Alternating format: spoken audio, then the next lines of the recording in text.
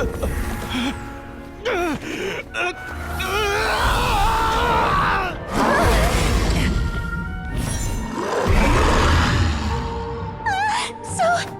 lifelike!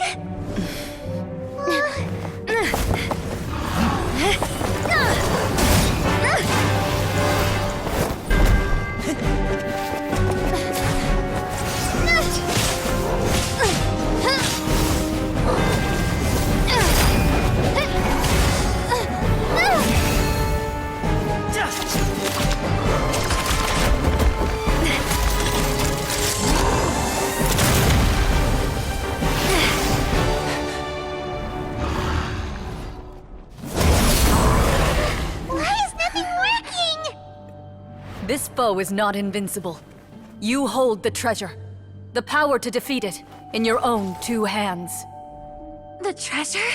You mean... The names! It's the miHoYo hunters' names! How are we supposed to... You forget, Paimon? There's still one skill we saved until the very end. Hunters fight not for fame, but to aid the people whenever they are summoned. Walter the miHoYo Hunter, master of 1,000 tricks, executioner of the Phantom Hunters, I call for aid!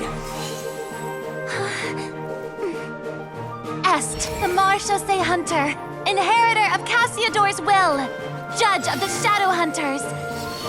Answer my call!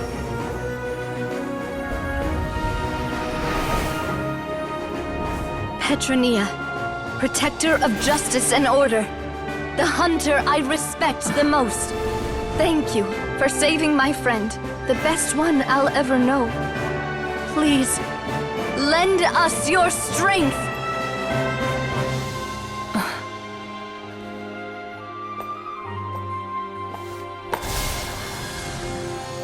We have come to answer your summons.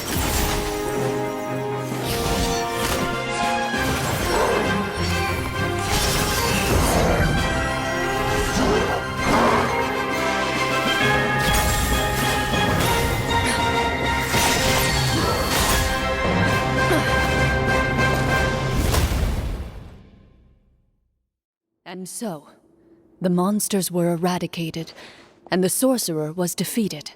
Peace soon returned to the capital. Some remembered the names of the heroes who saved their kingdom, but others simply continued their lives none the wiser. Such is the story of the miHoYo Hunters. They pursue the phantoms in the darkness and exterminate all who pose a threat. They will always protect the city and those within it, even should all memory of their accomplishments be forgotten by the very people they serve. I am assuming we've finally reached the end of the script. Yes, you've reached one of the better endings. It's a pretty solid story overall. I thought it was just an ordinary adventure at first, but the further we got into it, the more impressed I became with the production and the plot. That final battle especially. All the effects were super realistic. Oh, right. Yeah, totally. That's a really good point.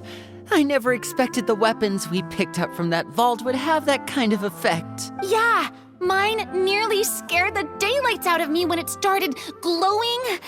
I took a good look at it after we got out, but I don't think it ever lit up again. Oh, we should probably give these props back, right?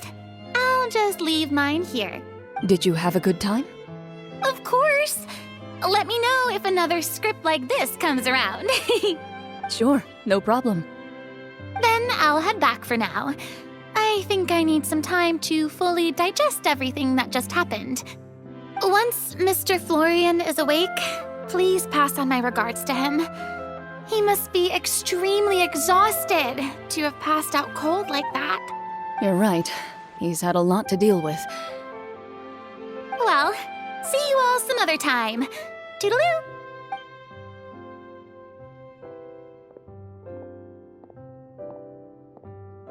Okay, so, can I ask now? I think it should be fine, yeah. What in the world was going on back there? So you saw through all of that? That time in the cave when you told us to close our eyes, It'd be weirder if we didn't notice anything. I was dying of curiosity the entire time. I mean, you did a pretty bang-up job of pretending nothing had gone wrong. Farina actually looked like she thought all of it was planned. Guess none of us wanted to be the one to break the illusion. What are you all talking about? Oh, wait. Don't tell me Paimon never... Oh, this is all my fault. It's not too late to cover your ears. Here, Paimon, I'll do it for you. Bit late for that, don't you think? You're saying everything that happened back there wasn't actually part of the script? It's probably more accurate to say this was never a real scripted story to begin with. What? So loud. My head. Hey, you! Get up right now and explain yourself!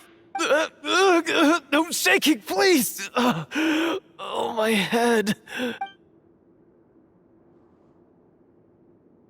Did Paimon just hear that right? You guys made up that whole last part on the spot? It's not nice to lie to people, but Paimon's got to admit that was a really good story, Florian. Oh, and nice improvisation, Florian! Yeah, it was like watching a magician improvise a spectacular magic trick after forgetting an important prop. If Paimon knew something was wrong with that vault, she would have floated straight in the opposite direction. Everything was under control. As if you've ever described a situation as being out of control. I'm pretty sure any situation you consider to be easy to handle would scare a reasonable person half to death. Guess I'm just used to it. You must run into a lot of unexpected situations then. That explains why you're so good at coming up with things on the spot. As for you, Florian, I know there's no excuse for what I did. I'll turn myself into the guards at once, confess my crimes, and accept any punishment that comes my way. I would say you've already suffered more than enough. What? You may have been blinded by fame and fortune in the beginning, but you'll be far more used to the city above ground than below. Your job as a hunter is more important. But... Of course, you'll still need to take the keys and pay a personal visit to the 2 hunters you wronged. As far as I'm concerned, though, your showing in the duel was enough to prove your honor. Then I'll do exactly as you said. I'll go return those 2 keys right now. Thank you so much, everyone. I'll do my best to prove myself worthy of the second chance you've given me. I swear this on my name and honor as a Marashosei hunter. Until we meet again, everyone.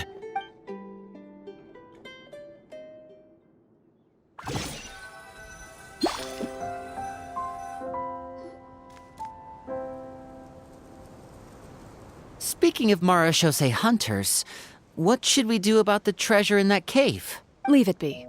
Are you sure? We could show it to people, make it so that the hunters are remembered. Don't you want that? No. Every name on that tablet made the same choice. All hunters know what the path entails. I am no exception. My identity as a Marashosei hunter is not something I need people to remember. I wish only to be recognized as a champion duelist. Nothing more. That's certainly very different from the path of a magician. Still, I admire your decision. Wait, Paimon just remembered something. If there were no special effects involved, why did our weapons begin to glow during the battle? That's because the Marashosei hunters of ages past would often imbue their weapons with special enchantments to suppress the monsters. Whenever a monster was nearby, their weapons would start to glow. Oh, so that's why they had an effect on that guy near the end. I really thought the summons were doing all the work. Well, I'm sure the summons were a part of it too. Oh? How so? This particular devorator probably hailed from the same era as the hunters we saw in the room. The names you recited all belonged to the bravest hunters. Countless monsters fell to their blades. That's likely why the devorator visibly reacted when you said them out loud. So the names held the power all along! Navia, everything you said during your summon. Huh? Oh, I meant what I said. I mean, it was true to my character, so yeah, I'm glad you heard it. Just don't make me repeat myself. It's embarrassing. I really appreciated those words. All right. Don't get all sentimental on me. Anyway, let's not talk about that anymore. I'm going to go on ahead. Don't fall too far behind now. She ran off! I should probably head back as well. This story was truly incredible. I might have to spend the whole night telling my siblings all about it.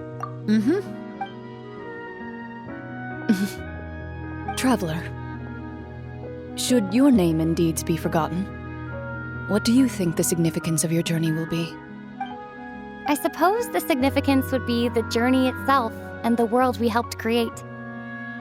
There's still value in the time I shared with everyone here, in the things we were able to accomplish, even if no one remembers them. A great answer. I'll remember it. Me? The Marachose hunter says nothing. Perhaps her answer lies in her silence. An unspoken vow left to echo through the night. The path she walks needs no explanation.